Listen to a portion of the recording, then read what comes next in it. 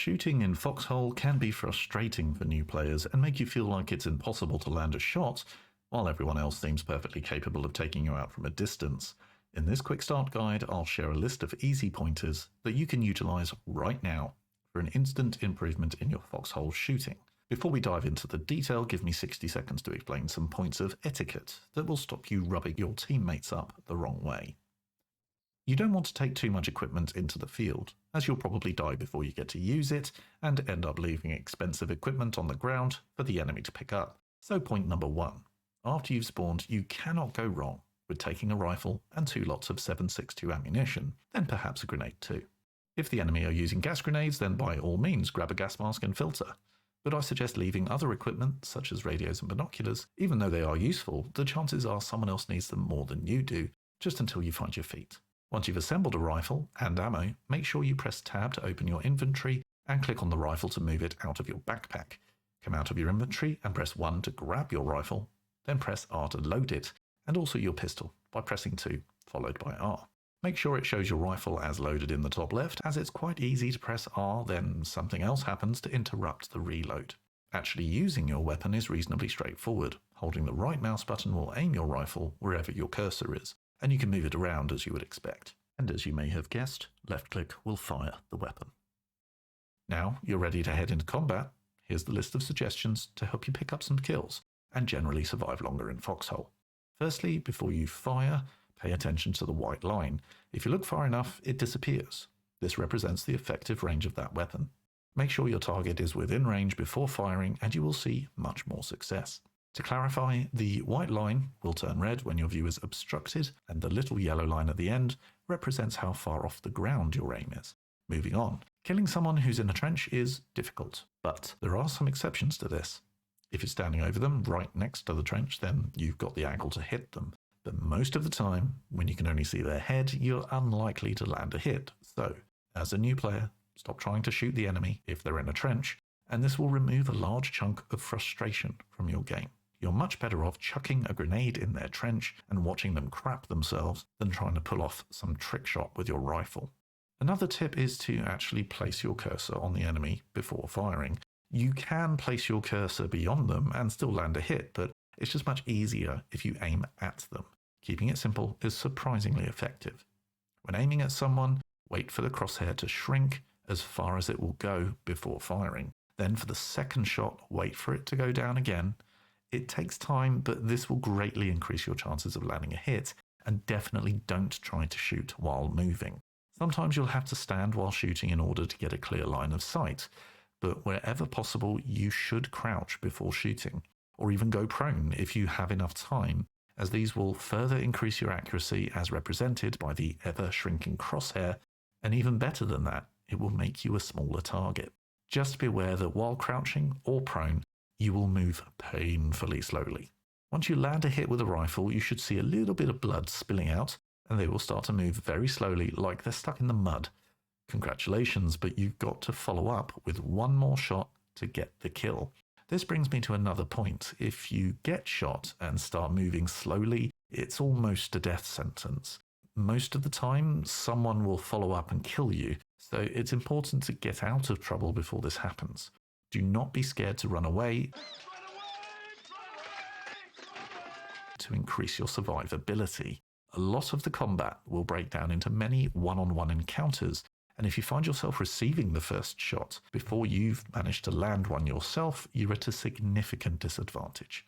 The best way to avoid this is to simply run away as soon as you sense the tide has turned against you. Before you receive that first shot, you can sprint away in a bit of a zigzag and approach the situation again, from a different angle or not at all. Landing the first hit is so important.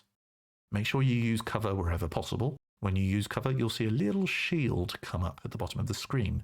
Don't underestimate how much of a difference this will make, because you'll get hit far fewer times when behind solid cover.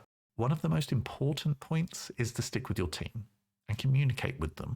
There is strength in numbers, plus if the guy you want to shoot is distracted by somebody else, you can take your time to nail the shot without rushing. Stick with your teammates and you'll notice a big improvement in your survivability.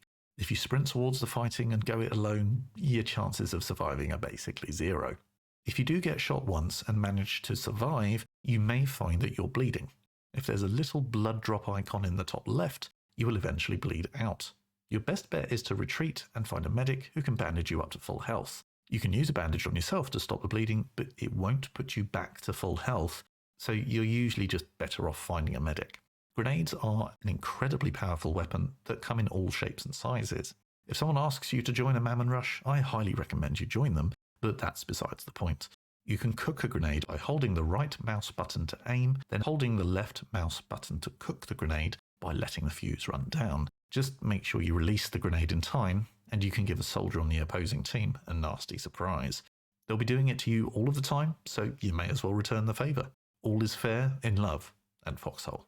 Also, different grenades can be thrown different distances, so be sure to learn these distances so you don't bring a mammon to a gas grenade fight. Let's bring this together to describe and analyse the ideal scenario when taking on the enemy with a trusty rifle. Let's say you're in open ground, moving across a field, and you know the enemy are nearby, but you can't actually see them yet. Moving with caution, depending on your levels of patience, you can walk or sprint, but make sure you have your rifle out and often hold right click, as this will extend your view, and if you rotate the camera, you'll find the optimum setup to extend your view as far as possible and increase your awareness. When you spot an enemy at the very edge of your view, stop immediately and ask yourself, have they seen you? If not, you should crouch and move forward until they are in the effective range of your weapon.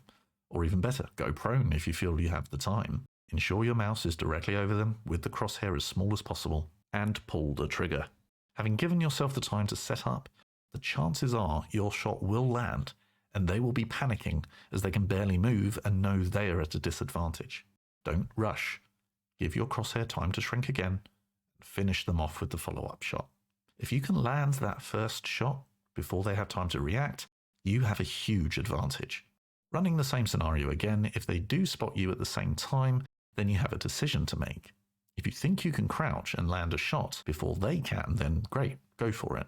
But if you think they are more likely to land a hit on you first, then back off immediately, out of their effective range. This is assuming they have a rifle, of course. If they have a submachine gun, then you clearly outrange them, so crack on with landing a hit. Just watch for them charging towards you. Anyway, if you're backing off because you've been spotted first, it can be incredibly effective to run back a few meters, crouch or go prone if you have the time, and wait for them to come to you. If they're moving towards you, you have the advantage as your crosshair will already be stabilized, but they will have to stop and wait for theirs to stabilize.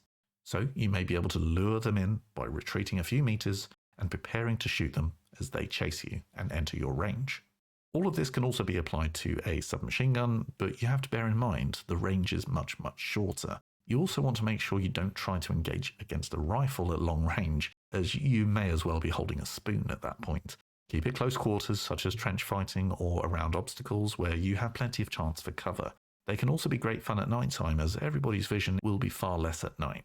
The Foxhole community is one of the very best out there, and this is by no means a complete guide. Just my experience of going from a frustrated newbie to being able to pick up a few kills. So please, if you have some knowledge and experience to share, do so in the comments below to help new players get into this amazing game. I thank you.